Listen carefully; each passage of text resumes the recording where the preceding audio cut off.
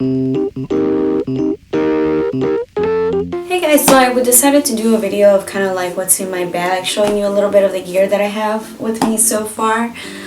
So let's just start off with, well, you can't see it right now, but the camera that I have, or that I use to record and I use most of the time, is my Nikon D3200, and I usually have my 18 to 135 millimeter lens attached to it, because that just gives me the chance to have more flexibility with close-up and zoomed out shots. So that's primarily the lens or in the body that I use. Here's the bag that I use for the most part. I just recently changed bags. I used to have one of those bags that come with the kits when you order cameras through Amazon or anything, when they give you the camera bag.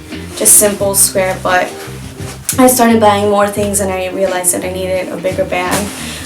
So I have a neighbor that also does photography, and he was selling me this bag along with the 18 to 135 millimeter lens for less than $200.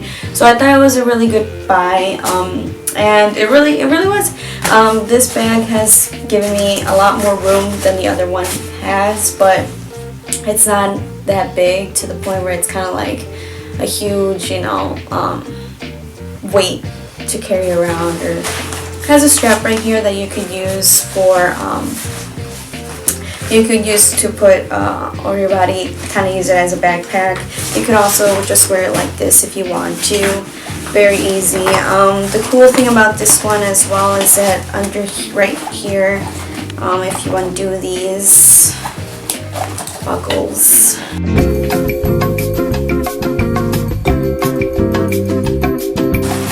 gives you like this waterproof bag thingy that you could put over your entire bag if it's raining outside, just so that no water can seep into the bag, obviously, and damage any equipment. So, and then you could just scrunch it all up and back again, and then just put it here. Let's start off with like the front pocket. This one is usually where I store let's see, this is where I store like pens, pencils, or anything like that to jot down details of like subjects that I'm doing, or shows, set lists, anything like that.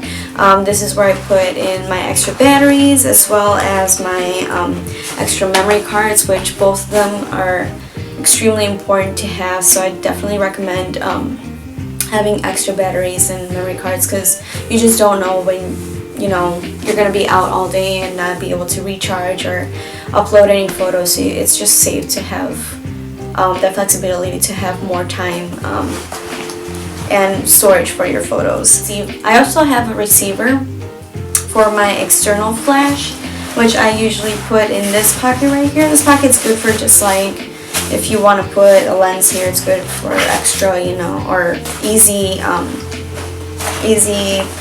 getting out, but that's usually where I put my Ultra flash, external flash.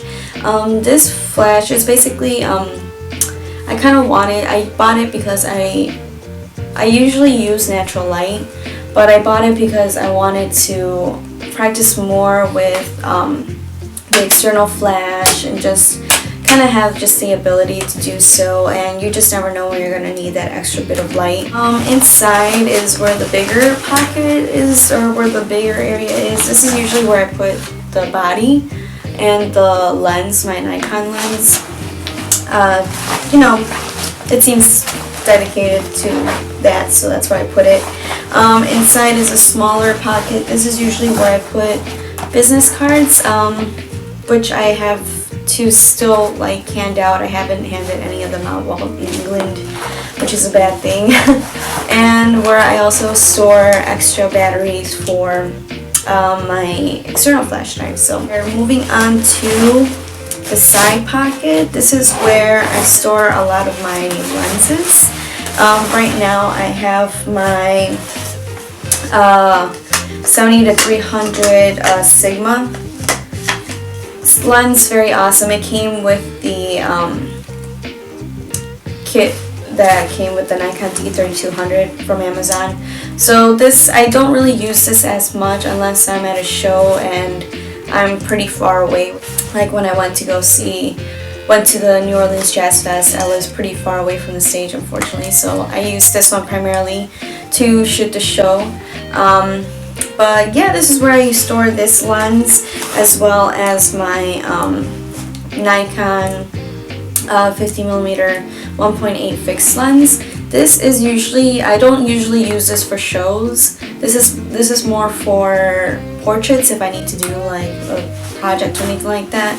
I just love this lens. This lens I got from Amazon for like about $60, but it has very great quality, allows a lot of light in, and at one point I did have to use this for a show because the lighting was very poor. You couldn't really see a lot going on, so this allowed a lot more light to happen, but it was difficult because this is a manual focus for my camera, so it was really difficult to kind of capture, like be able to focus on musicians and yet capture like the action that was going on, but I still managed to do that, so it was a very good photo shoot in my opinion. But yeah, this is something I usually save for posing or anything like that, nothing that I would actually use for more action shots. In this pocket I also have my softbox for the external flash drive. I don't really use this as much. I still have yet to like practice with it. So, but yeah, this is just something that came with the external flash drive. Very efficient, so something that I keep there just in case. As well as my Lomo Instant camera. This was a gift from my brother to me on Christmas, I believe, and it's just a Polaroid camera, but it's a lot more rectangular and smaller, the film is. But yeah, this is just something that I'm still trying to adapt to. I'm not really used to doing film or anything like that. I basically, my first camera was a digital camera, so from then on I was always used to saying, oh, if it's not a right exposure, that's fine, I'll just take another picture, erase that one, the bad exposed one, so it'll be okay. But with this one, you just have to be, obviously you have to be really careful because every picture counts since it's film, and it's also pretty expensive, so this definitely disciplines you a little bit more into knowing the correct settings for the right exposure. Sometimes I do bring my external flash drive. I didn't get this until like maybe 5 years into photographing, which is a very bad idea, but it's something that you should definitely get once you start photographing, because you just don't know what might happen to your computer. One day my computer crashed. I don't know what happened to it exactly, and all my photos were there, and I was just like, shoot. Like, if it doesn't get fixed or anything like that, like my photos, that's it. There's like no real, I mean, I have a Flickr account, but I don't have any of the original images, so that's when I realized, okay, I really need to start getting an external flash drive, and also all the memory for my computer was used up, so this is definitely something to invest in if you're gonna do photography. Probably multiple of these, you know, to back up your backup. It's crazy. Other gear that I use is, I do have this Canon EOS 1. This is a fairly old model. I got this basically as a hand-me-down. I use this for, I don't necessarily bring this to shows sometimes because it does get really heavy, and if you're going to be there for a while, it can get a little bit like annoying. But I did use this for, let's see, the growlers. I can't think of any at the moment, but I did use this for the growlers, as well as Twin Peaks shows, but I don't usually bring this. This is more for like if I want to do landscape photography. One day I decided to just go around Chicago and just go around and take pictures of, you know, the Millennium Park, the Bean, just anything like that, any random stuff like that. So this is good for wide angle shots. Yeah, that's pretty much all I have right now. I don't have a lot of equipment. This is just something that I'm comfortable with right now. Obviously I'm looking into getting more stuff later on, but for right now this makes do very well. no problems here. I just wanted to give you an insight of what I had in my camera bag and kind of show you what I carry around with me in photo shoots. So yeah, I hope you enjoyed this video.